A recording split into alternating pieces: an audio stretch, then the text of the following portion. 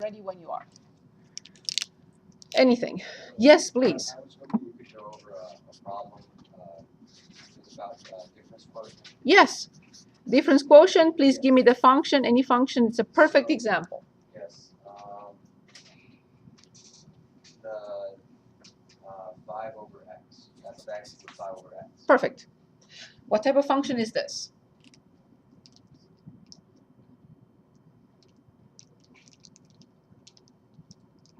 It is true. In chapter 3, we are going to learn everything about this function, but we should know the name.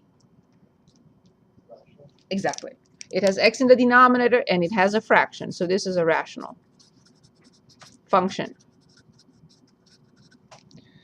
Yes, in chapter 3, we will discuss this extensively. Good. So we want to find the difference quotient and simplify it for a rational function. We have not presented an example like this.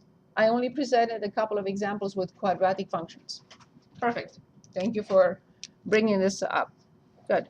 So the difference quotient, by definition, which you do not, in this class, you do not have to memorize, is f of x plus h minus f of x divided by h.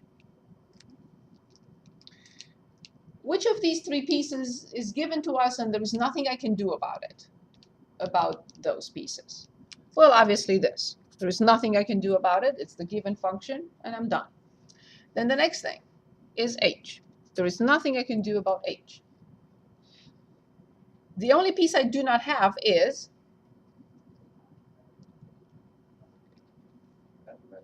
indeed, but I can determine it easily. For this function, I don't have to take it aside like I did with the quadratic function. I don't have to do anything. It should not be difficult.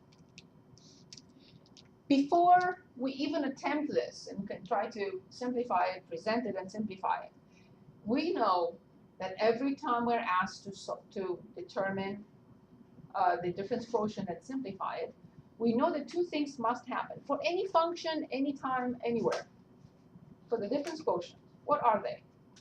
Number one. The h has to cancel with number. Yes, that's number two. Awesome. So this particular h will not stay in the final answer. There will be an h in the final answer, but not this one. Not this one from the denominator. Good. But what is the first step? Everything without h must go away. Otherwise, we will not be able to get rid of that h in the denominator. So they are related, right? The first one is all terms without h must go away from the top, so that the remaining terms have h, we pull it out, and we'll simplify it with this. So always keep in mind, if you don't get this, then you will say, oops, I made an error somewhere, because I have to get those two steps. Good. So can anyone give us f of x plus h? And apparently I need my tent.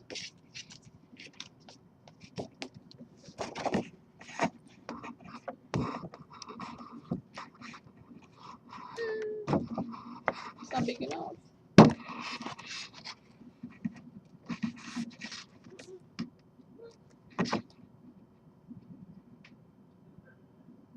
Okay. So f of x plus h. Can anyone dictate? 5 over x plus x. Awesome. Minus. 5 over x. That's it. 5 over x and divided by h. This is the difference quotient. We determined it, but we didn't simplify it yet. So how do I simplify this? What would be my first step towards simplifying the difference quotient? Getting rid of the negative 5x. Nope. I have a subtraction of two fractions. How do I subtract two fractions? What do I need to find? Say it again. Thank you, Marcus. The least common denominator. We cannot add or subtract fractions that do not have the same denominator. Awesome. What is the least common denominator of these two? This is exactly the same we did with rational equations. Same idea. X times x plus x. Awesome, because they have nothing in common. X is a factor by itself, alone. X plus h is another factor. There is nothing I can do. So it has to be, as you said, perfectly the product of the two. Yes, awesome. So it's x times x plus h. So then I have to prepare adjustments for the tops because I made up something in the denominator.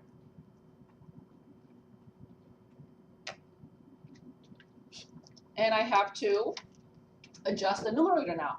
I change the denominator from x plus h to x times x plus h. So what does this need? Very good. Indeed. I change this denominator into x times x plus h. What does this need? That's it. X plus h. So now please someone dictate the numerator. Perfect. Perfect. Awesome. Do you all agree with 5x minus 5x minus 5h? Is that a yes? Perfect. What do I expect now to happen? For sure. Otherwise, I have an error. Yes. These two must go away. First step, the terms without h must go away. Do they? I cannot just cross them out. Do they cancel out? Yes, because one is positive, the one is negative. So now I will copy the fraction from the top. And I am dividing it.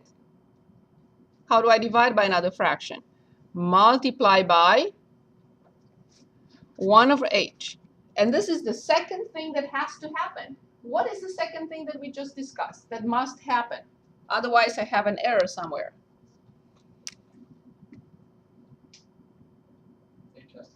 That's it. H divided by h divided by h. 1, 1. So the final simplified form of the difference quotient that gives the rate of change for this function between 2 points is, at any x value, is, there is no x. Very good. Over. As you see, there is still an h left in there, but not this one. This one went away.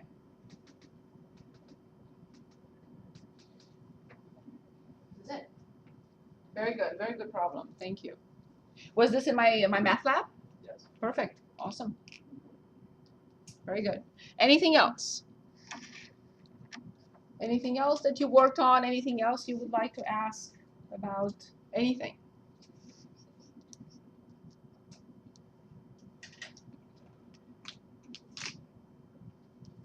If not, we would like to look at the problem with those transformations, all of those that we looked at, all 5 in one problem.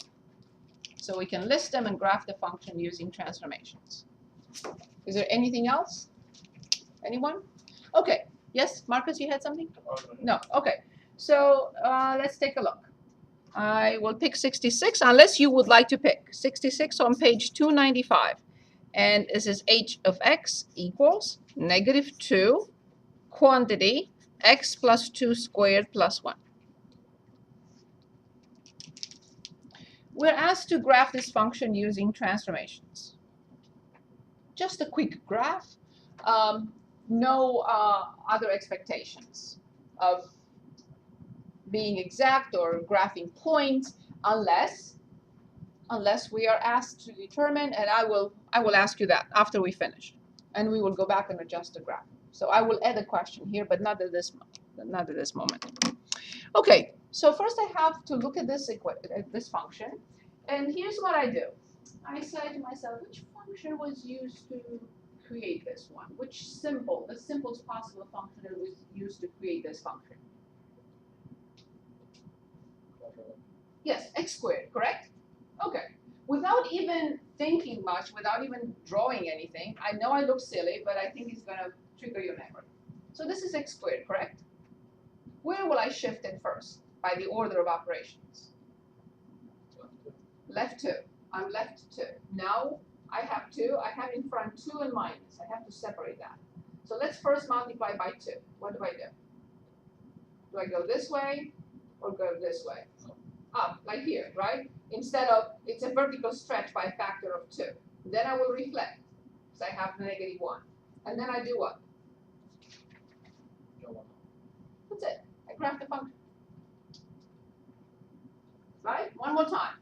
x squared, 2 to your left, stretch by a factor of 2, reflect, up 1. I know exactly how the graph looks like. What is its vertex? And I haven't graphed anything. What is its vertex? Let's try again. -2. Comma. Exactly. Right? So x squared, 2 to your left, is at -2 now. Stretch, still at -2, 0. Flip, still at -2, 0. Up 1. Yes, Marcus? So it does a vertical stretch because it's multiplied by 2, right? Yes, but still the 0 doesn't go anywhere. Okay. Because you multiply the height by 0 by 2 is still 0. But even though it's negative, that doesn't change it at all. Reflection. Oh, okay. One more time. Yes, right? So, on a test, we had a question about transformations. Will we have to draw the base function? Yes, yes. I'll show you all the steps in one more time. So this is x squared, 2 to your left, stretch by a factor of 2, reflect because of the -1 in front, up 1. So the vertex is a -2. Very good. That's why we learn transformations. Yes, Daniel? It flips because of the negative. Because of the negative, not because of the 2. 2 does this. So once there's a negative in front of it, it flips. Yes, if it's outside. If it's next to x, if it's -x, then it's a different transformation. Is x -x? But it's completely outside. Doesn't touch x. It touches the y value.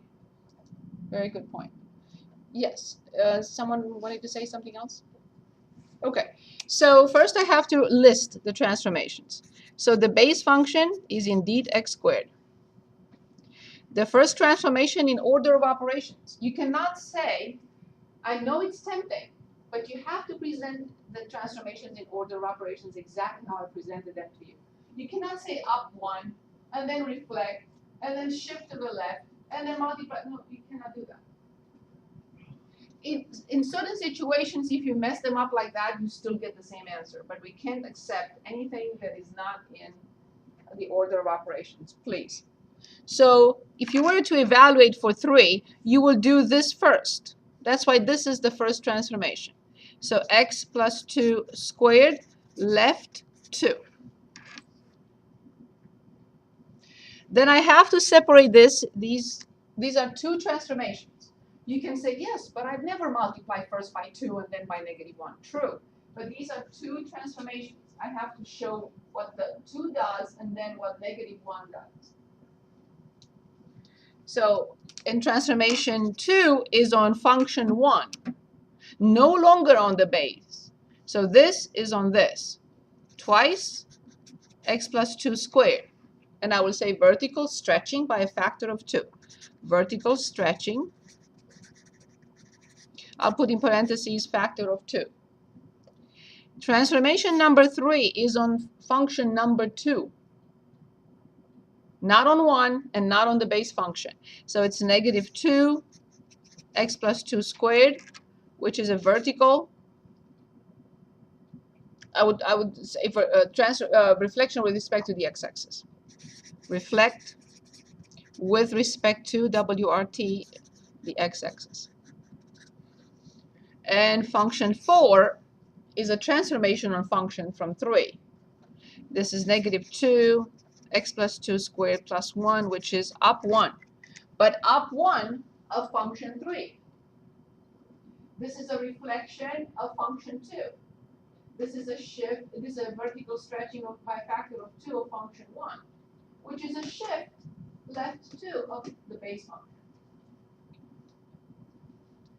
So please do not skip the steps. First you add, then you multiply by 2, then you multiply by -1, and then you add 1 by the order of operations. Is that clear, everyone? Any questions? Okay, so now we're ready to graph. So we are going to graph the base function. You do not have to graph. I have all these colors that I buy from Walmart. Thank God for Walmart. You don't have to have colored, colors. You can use mine if you want to. But you can also present all transformations on different Cartesian systems.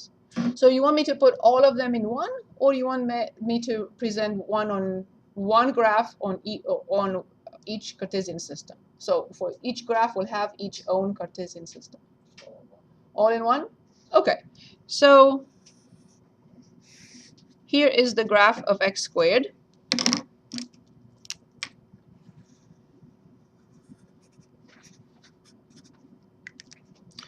Then you told me to shift the graph left 2. That's what I'm doing. So this is x plus 2 squared. Then you told me to stretch the graph by a factor of 2.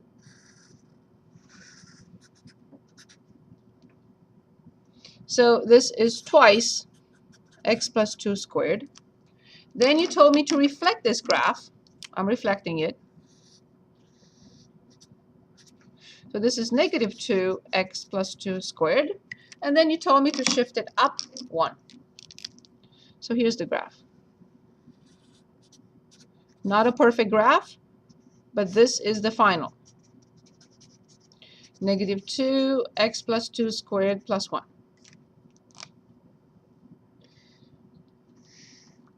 Now, this is very important, and it's also preparation for chapter 3. So I'm going back to my function, which is f of x negative 2x plus t squared plus 1. Obviously, this is far from being a perfect graph. And this is far from being a perfect graph. What I would like to determine exactly is the y-intercept and then the x-intercept. And then I'll go back and adjust my graph a little bit. Okay, how do I determine the y-intercept for any function? Thank you very much. X equals 0, so I have to find f of 0. So let's do this together. How much is 0 plus 2? How much is 2 squared? 4. How much is 4 times negative 2? How much is negative 8 plus 1? So we found the y-intercept to be 0, negative 7. I did not even show it here. My blue graph, the final graph, does not show the y-intercept. So I'll go back and adjust the graph in a moment. Now, how do I find the x-intercept for any function?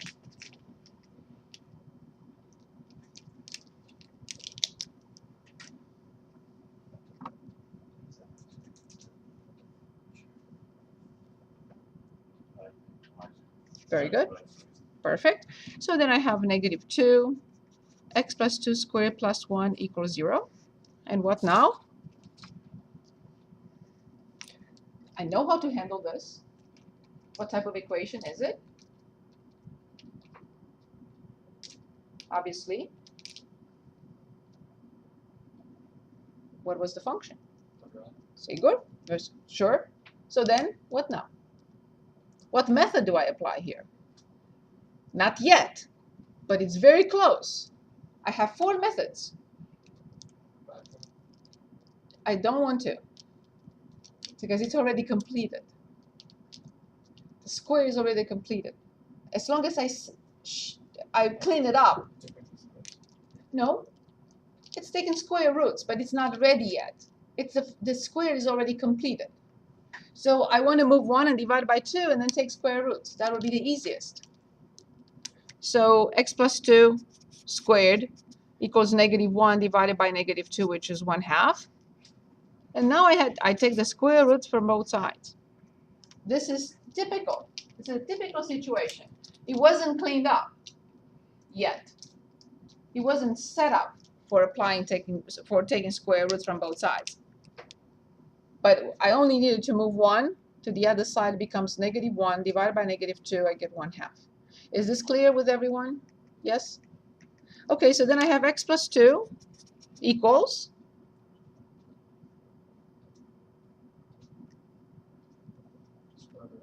careful. Quadratic. I have to make myself a note. 2 solutions. Very good. Square root of 1/2. So then x equals negative 2 plus or minus the square root of 1/2. I have to approximate these, because I don't know what that is. So I grab my calculator and I punch it in. So I have a negative 2 plus the square root of 0.5, negative 2 plus the square root of 0.5, and the other one is with minus. I got negative 1.3 and negative 2.7. Negative 1.3, negative 2.7.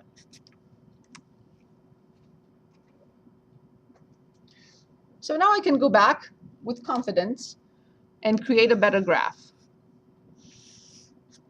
You already told me the vertex. What was the vertex again? Very good. Okay. Now I have the y-intercept. 1, 2, 3, 4, 5, 6, 7. Here's the graph, the y-intercept. And I have negative 1.3 and negative 2.7. So here's a much better graph.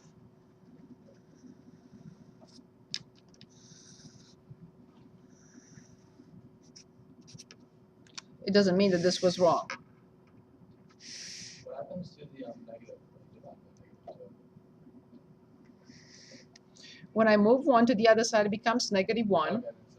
Negative 1 divided by negative 2 is positive 1/2. Otherwise, I would have not been able to take the square root. Yeah, I understand. And there would not be x-intercepts. We will see that in chapter 3 again, about the quadratic function. Do you think we need other examples with transformations? Yes? Okay. Would you like to choose on one, or you want me to choose one?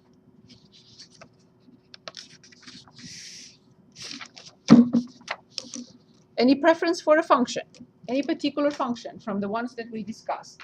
Do you want to say a reflection on the y-axis? Yes. So let's look for one with a reflection with y-axis. Very good point. Okay, so let's say 74. On the same page, 295.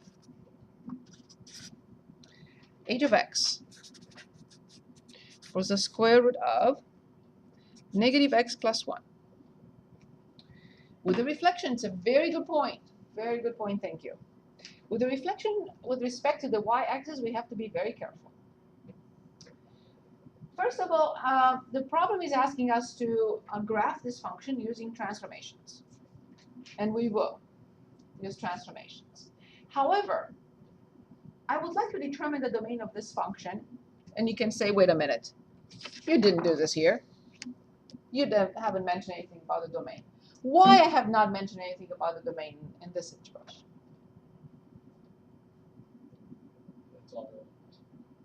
That's it. There was no headache there. But this function is not a friendly function, because I cannot take the square root from what numbers? Negative. Right. So how do I find the domain of this function before I look at transformations, just to make sure that what I come up with is correct? What do I have to write? I know no one likes the square root. No one. I'm going to start bribing my students to remember this. What do I have to write to find the domain? Forget the transformations for now. Just, we're asked to find the domain of this function. What do I have to write? Solve, and then get the domain.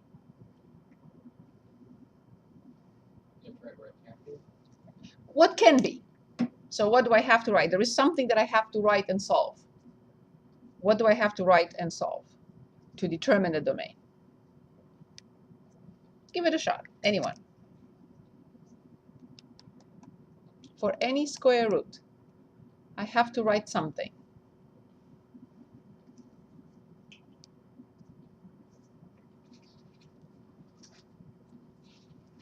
What am I taking the square root from in this situation?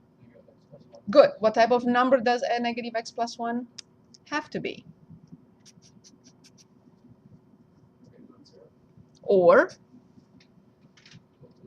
exactly. That's all I have to write. Nothing else. Solve the inequality, negative x greater equal to negative 1. Divide or multiply both sides by negative 1. What do I have to do next? Very good. So then I know for sure that the graph of this function, whatever I do, will have to be shown or presented for domain that is negative infinity, 1. So I know that if I don't present the graph between negative infinity and 1, something is wrong. Is that clear? Good. So now I'm asking myself, so this is my checkpoint. Now I'm asking myself, which function was used here? Which base function, the simplest possible function, from which category? From the square root. So the base function is the square root of x. First transformation. Exactly. So the square root of negative x reflects with respect to the y-axis.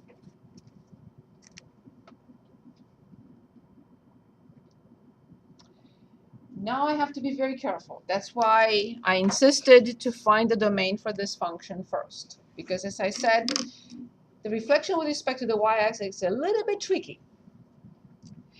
What will you say now? This is.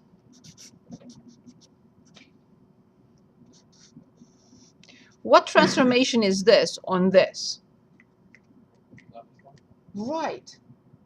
Well, let's look at the domain. Right, exactly. So that's why be very careful. The reflection with respect to the y-axis is a little bit tricky. That's why I want you to establish the domain first. So we flip, well, I'll show you all the steps. We flip the square of x to the other side, and now we are tempted to move it to the left, but it's actually going backwards. Okay? And then we can graph it with the graphing calculator to make sure that we're on the right track, of course. So this is not a left one, but right one. So let's graph the base function. Here's the base function, the square root of x, as we know. You have to remember this. Then you perfectly told me to reflect it with respect to the y-axis. Excellent. Well done. So this is the square root of negative x. But this time, we're shifting it 1 unit to the right, not to the left. So here's the graph. So this is the square root of negative x plus 1. The graph in red.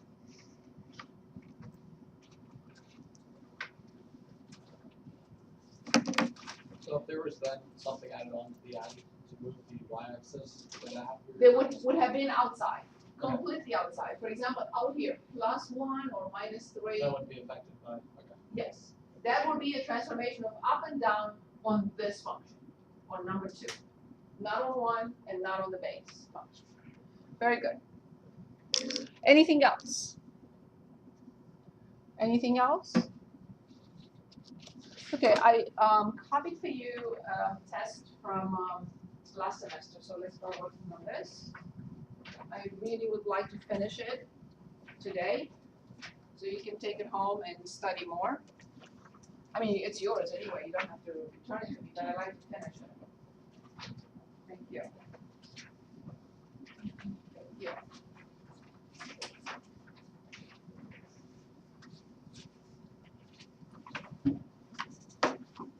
Everyone has one, right? Okay, so let's start.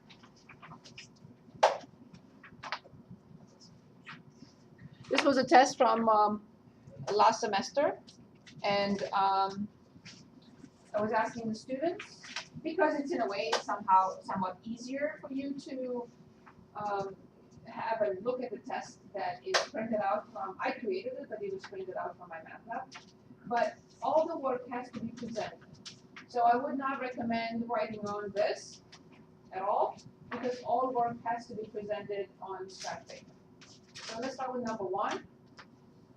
So you don't turn this in, this is yours. You don't turn in anything from here today, but I'd like to finish this if possible today. So this is a total of 24 questions, 25 questions.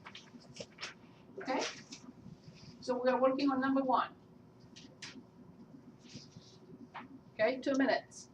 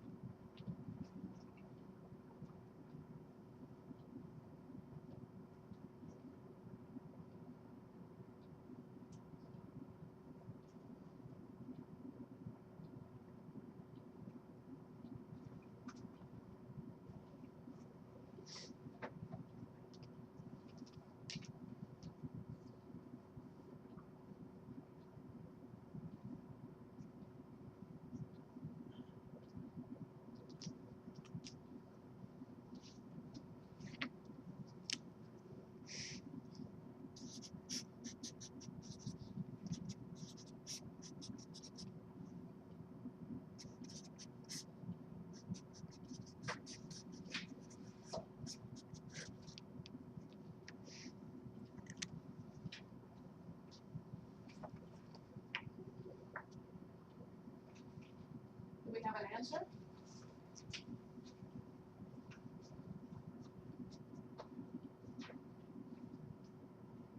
You have an answer? I recommend write all your solutions in your notebook because you're not going to have enough room. It will be difficult to read. When you go home and try to review, it will be difficult to read. So, yeah, you will not have enough room. How are we doing? Say it again. Okay. How are we doing?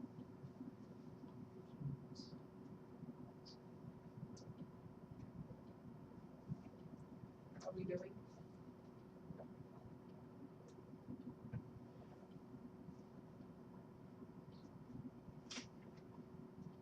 Remember the step of studying, you have to redo the problems we do in class. You have to look at the problems that are recommended and then you have to go home.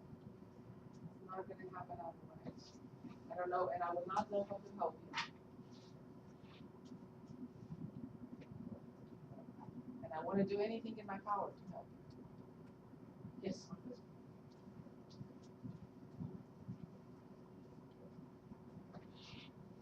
So you had multiply that by this, this by that.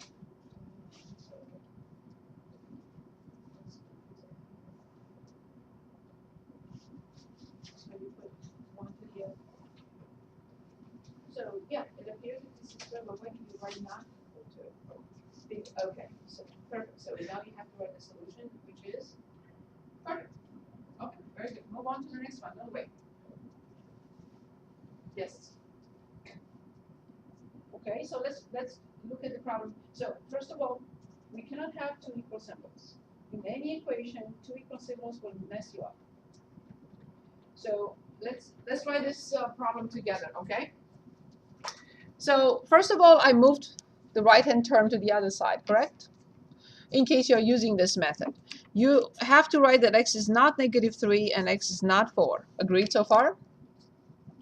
Everyone? Okay, perfect. Then we find the least common denominator, which is x plus 3 and x minus 4. Do we all agree with that? Then all these fractions take something, sort of. The last one takes a 1 or nothing if you want. This one takes an x plus 3 and an x minus 4. We agree with that? So then 2x minus 8 plus 3x plus 9 minus 21. Agreed? Is this okay so far?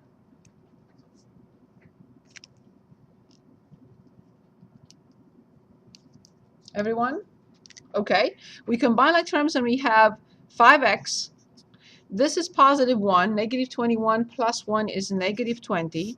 Divided by x plus 3, x minus 4. And now I write 0 over 1.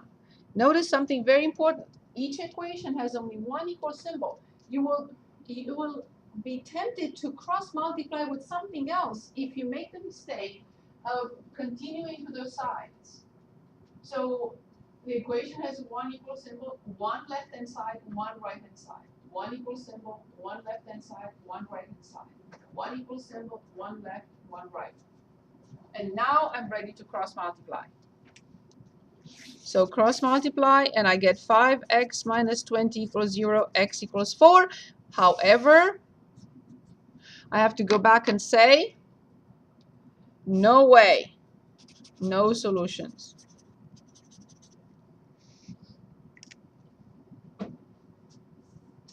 Any questions? Any questions on this? Okay, next problem. Let's continue. We're working on number 2, correct?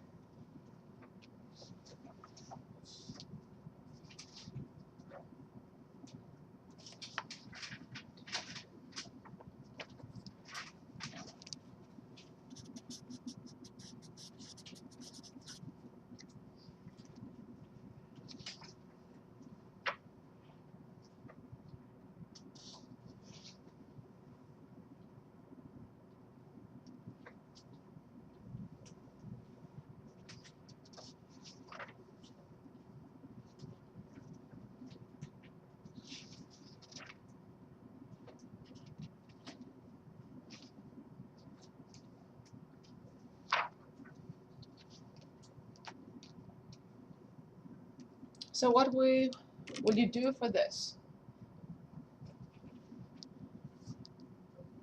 First, you have to get up to the 7 squared alone. Say it again. You have to divide by 5. Yes, absolutely. Clean it up. So this is x plus 7 squared equals, 18. perfect. And next, now it's ready for one particular situation, one particular method, which is Square root. taking the square root. And remember, I should always write myself a note.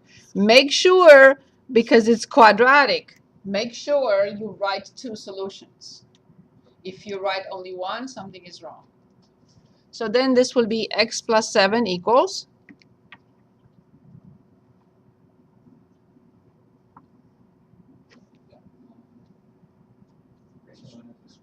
very good. And 18 is 9 and 2.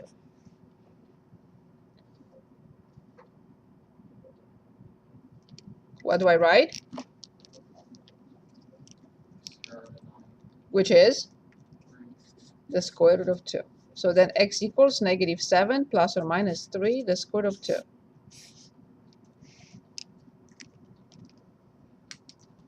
Is this okay with everyone?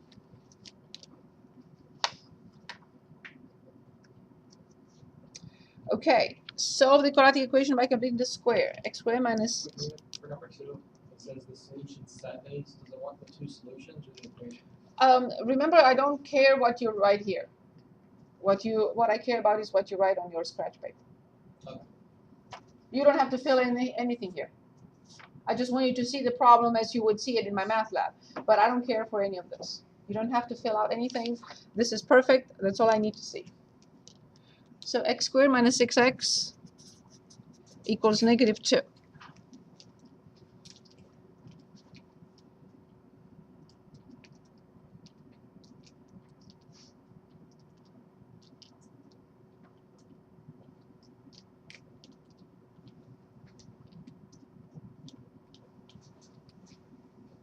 The problem is asking us to solve this by completing the square. Can anyone walk us through the steps? First step. Set it equal to 0. Nope. Not for the quadratic. Not for the complete the square. Say it again. No, not for complete the square. I don't want this. This is the least of my concern. Actually, this is not my concern at all. Do you change x squared minus 6x into x minus 3x plus 3? No, because that will be a difference of squares. X plus 3 times x minus 3 is x squared minus 9. And this is not what I want. I want to complete the square. And this is not a perfect square. So what is the first step for completing the square? Yes, identifying the limited coefficient, dividing it by 2, getting -3, -3, squaring -3 to get 9. So we have, very good, plus 9, 9 minus 2. Make sure that you add 9 to both sides. Now the left-hand side, as we did on the first day of classes, is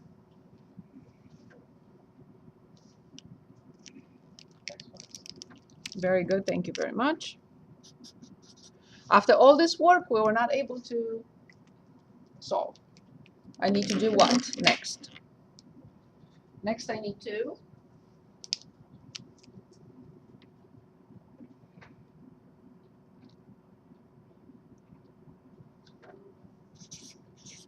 very good.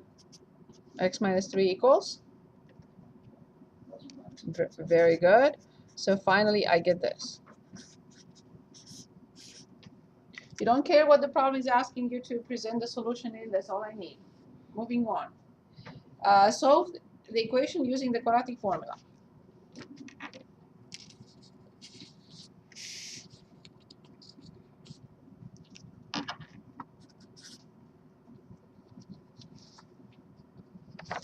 X squared plus 13x and plus 42 equals 0. We're asked to use the quadratic formula. So, what do I write? Is this equation ready for the quadratic formula? Good. So what do I have to write?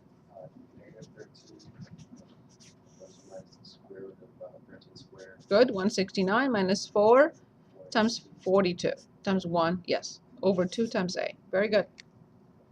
Now please tell me what you get. I'll calculate and see if I get a perfect square. 169 minus 4 times 42. And I got 1. That's nice. So this is 13. Negative 13 plus or minus 1 divided by 2.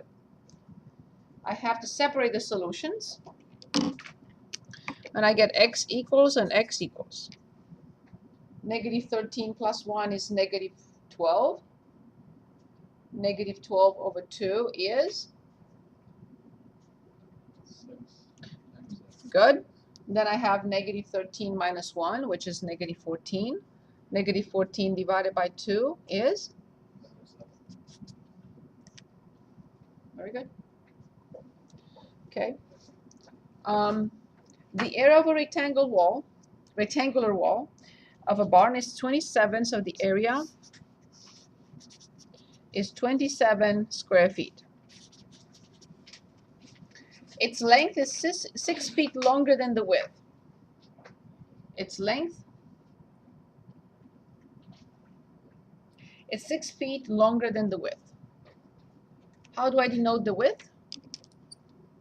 What should I denote it by? Say it again. Okay, very good. And then what will be the length? Very good. We know that the area is 27 square feet.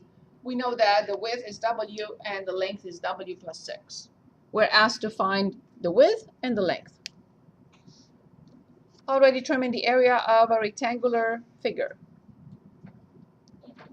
Very good. So then the area, which is W times W plus 6, must be?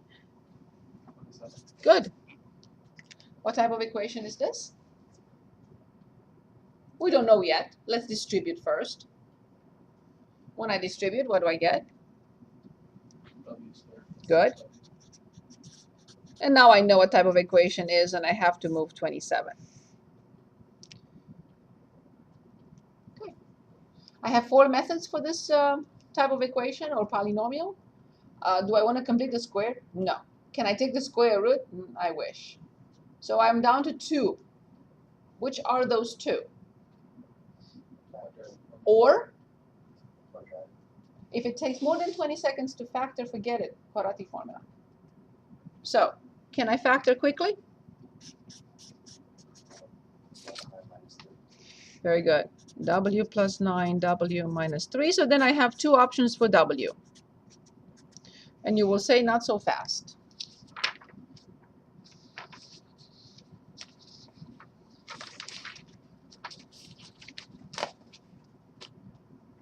W from here is feet. Oh, well, I'm going to cross that out. And the other one is? But if the width is 3 feet, what is the length? Because it's 3 plus 6, 9 feet. You should always go back and check, but it's true. 9 times 3 is 27. Next page. Any questions so far?